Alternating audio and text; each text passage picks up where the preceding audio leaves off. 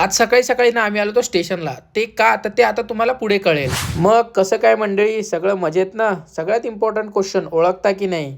मान्य आहे, खूप दिवसानंतर सॉरी वर्षानंतर व्हिडिओ टाकतोय. ओळख नाही तर काय झालं, परत ओळख होऊनच जाईल. तुम्ही हिला ओळखला का? नाही ओळखला असणार ना तर मी पुढे तुम्हाला सांगेलच.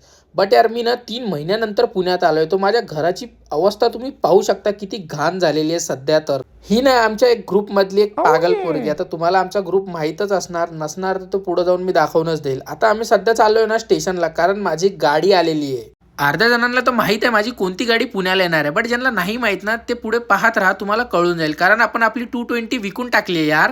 फायनली आपण पोहोचलोय पार्सल ऑफिसला. बट यार इथे आतमध्ये जाऊन गाडी शोधणं म्हणजे ना डोक्याचं दही करणं आहे खरंच. माझे सगळे डॉक्युमेंट घेऊन मी लागलो त्या लाईन मध्ये, आणि ह्यावेळेस नशीब चांगलं की गाडी वेअरहाऊस मध्येच भेटली. नाही तर 220 जेव्हा आली होती ती भेटली होती प्लॅटफॉर्म नंबर 5 वर. हे पाहू शकता तुम्ही, माझी गाडी पूर्ण पॅक होऊन आलेली आहे. अकोल्याने खूप पॅक करून टाकली होती. गाडी पाहून ना माझा जीवात जीव आला, कारण मला वाटत होती थोडीशी भीती वाटायचं कारण असं नाही यार की गाडी आत्ताच घेतलेली आहे आपण.